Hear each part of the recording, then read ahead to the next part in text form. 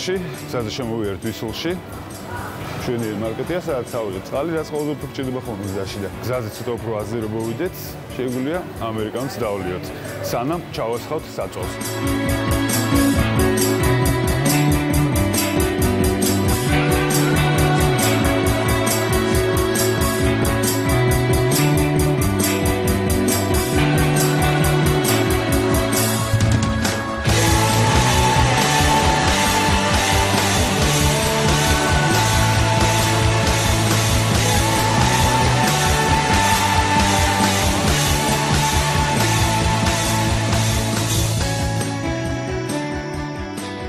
ჩვენ გვამოვედით ვიზიტორთა ცენტრში, აქვე არის დაცული ტერიტორიების სააგენტოს ადმინისტრაციული ცენტრის. სწორედ ეს არის ის შენობა, სადაც ნებისმიერი აქ ამოსული ტურისტი იღებს ყველანაირ ინფორმაციას ნაკრძალის შესახებ და მოდით შევიდეთ შიგნითაც ნახოთ რა მარშრუტების გავლა მოგვიწევს დღეს და შემდეგ უკვე დავუძრათ. მოგვიწევს სიარული მანქანითაც, მოგვიწევს სიარული ველოსიპედითაც და რა თქმა უნდა ცხენებითაც. შევიდეთ შიგნით. დღევანდელი და ხვალინდელი ჩვენი მარშრუტები არის ლომისთა, ქვაბისხევის, სოფელი აწყური. ეს ყველაზე ისეთი ადგილები, რომლებსაც 2 დღის განმავლობაში მოვიდით. აი სხვა შორის აქ დგას კარავიც, აქ არის ველოსიპედებიც, რომლის დაქირავებაც შეუძლია საკმაოდ ნორმალურ ფასად ნებისმიერ აქ ჩამოსულ ტურისტს და რა თქმა უნდა, აი ეს ვიზიტორთა ქცევის წესები. რა შეიძლება, რა არ შეიძლება. ყველაფერი არის ჩამოწერილი ორ ენაზე, ქართულად და რა თქმა უნდა ინგლისურადაც, იმიტომ რომ აქ საკმაოდ ბევრი უცხოელი ტურისტი ჩამოდის და ვისაც აინტერესებს უბრალოდ თავიდანვე შეექმნა შტაბ-ბიჭდება იმ ადგილებზე, რა ადგილებიც უნდა მოიაროს, აგერ ფოტოები. ეს არის ტურისტების სახლი, სადაც ღამის გათენება შეუძლიათ. ჩვენ დავრჩებით კარავშიც, დავრჩებით ალბათ ამ სახლშიც.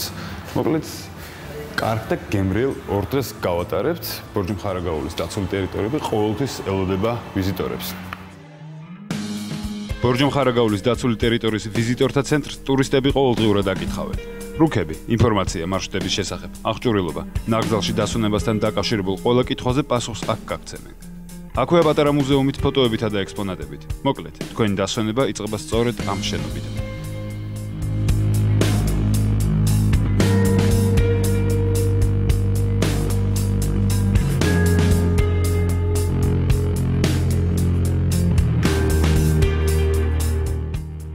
დღეში წასვლამდე მწვანე მონასტერში შევედით, რომელიც ბორჯომიდან 10 კილომეტრშია. ნახველები არც ამ ულამაზეს ადგილს აკლია.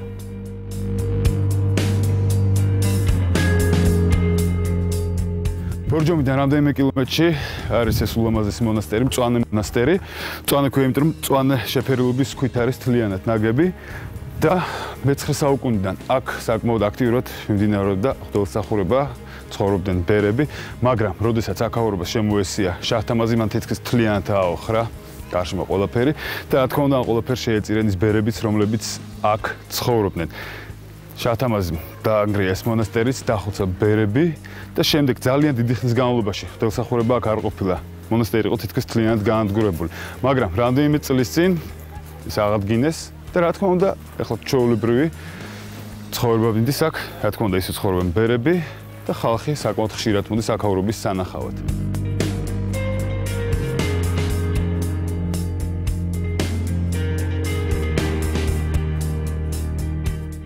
სამრეკლო აქ მოგვიანებით აშენდა. ეს არის 2 სართულიანი ნაგებობა, რომლის პირველ სართულზეც სამლოცველოა.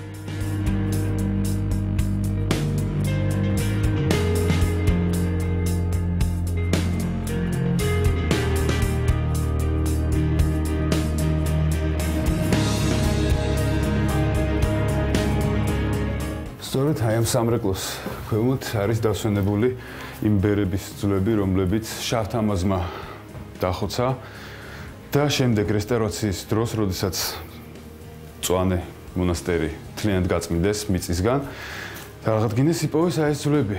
ეს არის მათი თავის ქალები და ამ სამრეკლოს ქვევით სწორედ ეს ძვლები დასვენებული.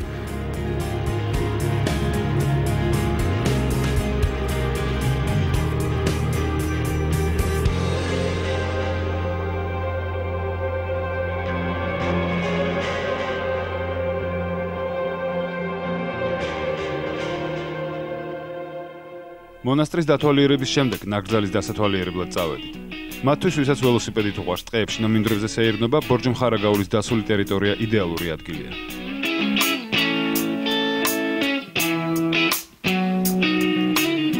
ექსტრემალურ მარშრუტებს მოვერიდე. წინააღმდეგ შემთხვევაში ყველაფერი მინიმუმ მსუბუქი ტრამვით დასრულდებოდა. თუმცა ეს ადგილი ექსტრემალებსაც მაგრად ასიამოვნებს. თელ ნაკრძალში უამრავი სპეციალური ადგილია, სადაც ტურისტებს კარვის გაშლა და ღამე დარჩენა შეუძლიათ. თუმცა ბევრი ამჯობინებს პატარა საოჯახო სასტუმროებს. ერთ-ერთი მათგანი აწყურშია განთავსებული. აწყურში არის შესანიშნავი საოჯახო სასტუმრო, რა თქმა უნდა, როდესაც ტურისტი ჩამოდის აქ, ბევრი რჩება კარვებში, მაგრამ ძალიან ბევრი, როდესაც ჩამოდია თქვა ბავშვი, რჩებიან ხოლმე სწორედ ესეთ საოჯახო პატარა გემრიელ სასტუმროებში. აქ არის აბსოლუტურად ყველანაირი პირობა, თავისი ინტერნეტით, თავისი ფინური აბონენტი, ყველაფერი აბსოლუტურად მოკლედ და მოდით ნახოთ, როგორ მუშაობს ეს სასტუმრო, როგორ ხვდებიან აქ თავის სტუმრებს, აქ არიან სხვა შორის ჩამოსულები და იქ უნდა იყოს წვას-წვადეს ერთი ადამიანი, რომელიც არის ამერიკის მოქალაქე. ჩავიდეთ, გავიცნოთ ეს ადამიანი უფრო ახლოს. ნიკოლასი აქ ოჯახთან ერთად ისვენებს. რამდენიმე თვის ბავშვთან ერთად კარავში ცხოვრება ვერ გარისკა და ამიტომ ყველაზე მოსახერხებელი მისთვის სწორედ ეს სასტუმრო აღმოჩნდა. ამერიკელმა ქართული მწვადის შეწვაც კარგად ისწავლა. We found the park just on the map and then I looked აქაურობის შესახებ ინტერნეტიდან შევიტყვე. სურათები დავათვალიერე და მივხვდი, რომ აუცილებლად უნდა ჩამოსულიყავი. ეს არის იდეალური ადგილი დასვენებისთვის. ლამაზი ნაკრძალები მთელ სოფლიოში უამრავია, მაგრამ საქართველოს დაცული ტერიტორიების ერთ-ერთი მთავარი ხიბლი თვითონ ადგილობრივი მოსახლეობაა. ყველა ფანტასტიკურად გექცევა, არ ხარ დაძაბული, ყველაფერში გეხმარებიან. უხარიათ, როდესაც მათთან სტუმრად მიდიხარ. მოკლედ, ბორჯომხარაგაულის ტყეპარკი ის ადგილია, სადაც ოჯახთან ერთად რამდენიმე დავუწყარდეს გემრიელად გაატარებ. პატარა საოჯახო სასტუმროებში ყოველთვის არის კომფორტი და თითქმის ყველგან შემოგთავაზებენ ტურებს სხვადასხვა მარშრუტზე. იქნება ეს საფეხმავლო, ველოტური თუ საცხენოსნო. ცხენებით გასეირნება მეორე დღისთვის გადავდით. მანამდე კი იმ ადგილისკენ წავედით, სადაც კარვების გაშლა შეიძლება. ხვალდივას ჩვენ გეგმავთ საცხენოსნო ტურს, მანამდე კი მოვიდით აქ, სადაც არის ტურისტული თავშესაფარი. სურვილებს შეუძლიათ დარჩენ კოტეჯში, ჩვენ ავირჩიეთ უბრალოდ კარვებში დარჩენა. ჩვენს მქონე არიან ტურისტები პოლონეთიდან, ჩვენს გავშლით კარავს და რა თქმა უნდა ჩავუციეთ ლუც იმისთვის, რომ საღამოს ცეცხლთან გემრიელად დავისვენოთ. ხვალინდელ საკმაოდ ისეთ დიდი დღის წინ. წავედით.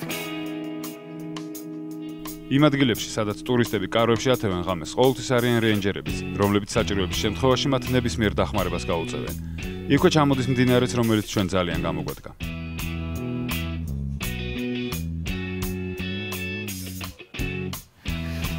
იდეალური მაცივარი გვაქვს.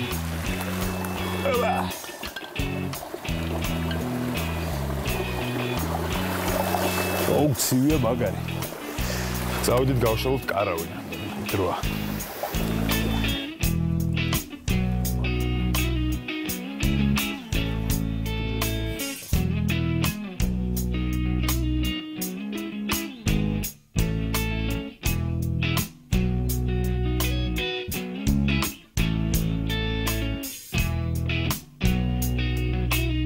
ცეცხლის დანთება მხოლოდ სპეციალურად გამოყოფილ ადგილებში შეიძლება. რა თქმა უნდა, უსაფრთხოების მიზნით. დაძინებამდე ყველა კოცონთან შევიკრიბეთ.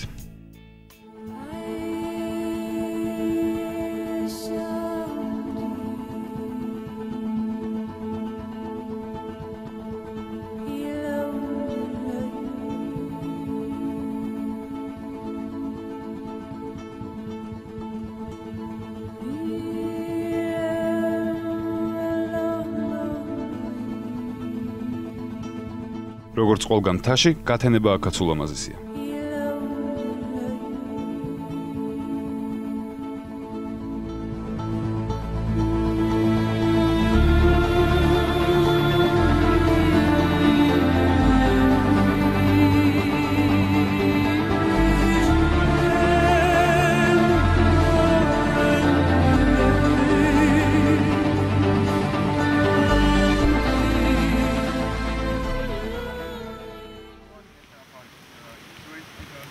რეინჯერებმა დილას ცხენები დაგვახვედრეს. საცხენოსნო მარშრუტზე გასვლამდე ნიამორების ვოლიერთანაც მივედით. აქ მოშენებულ ჩლიქოსნებს გარკვეული დროის შემდეგ ბუნებაში უშვებენ. დედალ ნიამორებს მომლელებისაც კი ეშინიათ და არავის იკარებენ. მამლები კი საჭმლის დაყრასაც არავის აცლიან. საცხენოსნო მარშრუტზე ერთ-ერთი ყველაზე გამოცდილი რეინჯერი წამოყვა. ნიკო მთელი ნაკრძალი ზეპირად იცის და ამიტომაც მარშრუტს მშვენივრად ურჩევს ტურისტებს. და მოთხოვნა რამდენადაა ესე ტურისტები რომ ამოდიან ცხენზე? ძალიან ხშირად არის მოთხოვნა. არის დღე რომ 15-20 კაცი მოდის. შეიძლება კიდე მეტი მოვიდეს დღეში. აი რა დაუჯდება? ტურისტს ამოვიდა, უნდა ცხენით აი გაიაროს ეს მარშრუტი რომელიმე ერთ-ერთი. 24 საათში იხდიან 50 ლარს ცხენის დაქირავებაში. საკმაოდ იაფია. ვიცი რომ არის სხვადასხვა ასაკზეც ხოლმე გათვლილი არის, აი ბავშვები სადაც შეუძლია წაიყვანონ და ეგეთ საფეხმავლო მარშრუტები რამდენია და რამდენად უსაფრთხოა? უსაფრთხო ტერიტორია გვაქვს ჩვენა. არა ის ბავშვებისთვის სასიარულო ისეთი რთული პერიოდისა რელიეფი რომ ბავშვებს გაუჭიდეს სიარული. ანუ შეუძლია თავისუფლად შეუძლება ამოიყვანონ ბატარები ასე რომ ნებისმიერ დროს შეუძლია მაისიდან ოქტომბრამდე.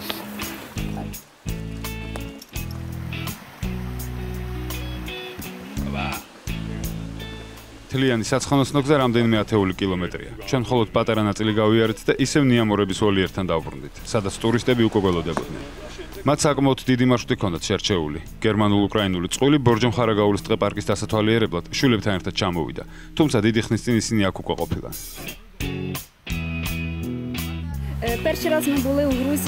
პირველად აქ 1999 წელს ჩამოვედით. რა თქმა უნდა, ყველაფერი ისეთივე ლამაზი იყო, როგორც ახლა, მაგრამ დღეს უზარმაზარი ცვლილებაა კომფორტის მხრივ. თავს ბევრად უფრო დაცულად ვქნობ, ვიდრე წლების წინ. ნამდვილად არ ველოდი ასეთ სიტუაციას. ეს კი იმას ნიშნავს, რომ ნაკრძალს კიდევ ხშირად ვეწვევით. კიდევ ერთი ადგილი, რომელიც აუცილებლად უნდა ნახოთ, ლომისათა. აქ მანქანით ამოსვლა არ შეიძლება. გამონაკლისი მხოლოდ ჩვენთვის დაუშვეს, იმისთვის რომ გადაღება და აღამებამდე მოგვესწრა. გზაზე პატარა სიურპრიზიც დახვდა. სავალ ნაწილზე ხე იყო ჩამოვარდნილი. რეინჯერს გზის გასათავისუფლებლად სულ რაღაც 10 წუთი დაჭირდა.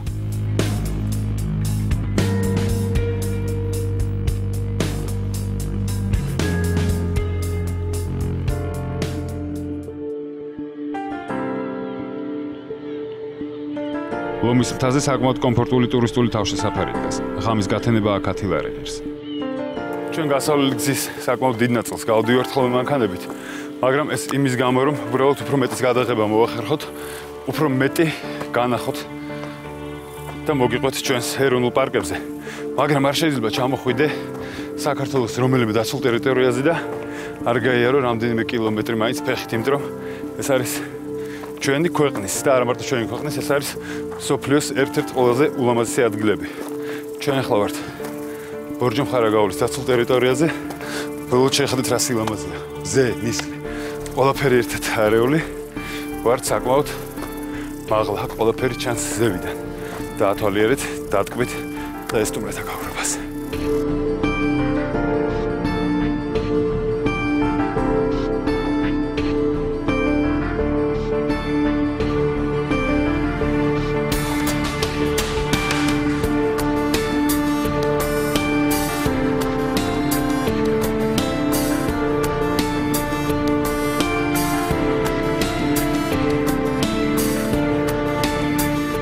ამინდი იცვლებოდა. წვიმის შემთხვევაში მანქანით უკან ჩასვლა ფაქტობრივად გამორიცხული იყო, ამიტომ ფეხით ლომის მთის მხოლოდ მცირე ნაწილი მოვიარე. რაც უფრო მაღლა ავდიოდი, მით უფრო ლამაზი იყო ბორჯომ-ხარაგაულის ნაკრძალი.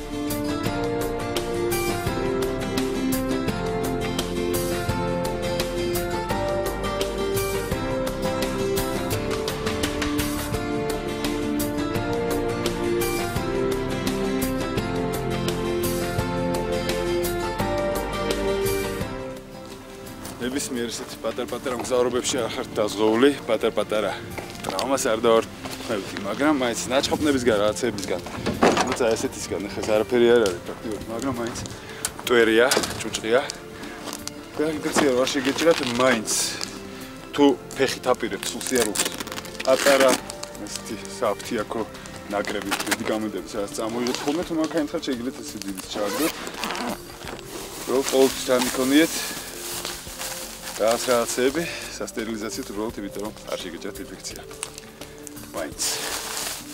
ну, ერთ-ერთი ყველაზე მთავარი აქსესუარი თქვენი ესეთი ნაკრძალებში მოგზაურობის დროს.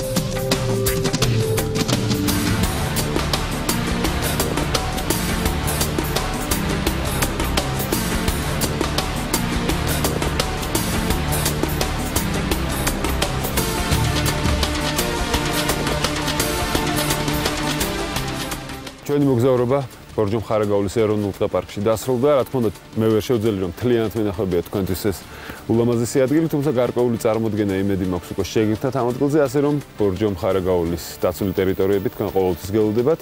მე კი სუსტად ერთი კვირით გემშვიდობებით შევხვდებით სხვა დაცული ტერიტორიიდან. ნახვამდის.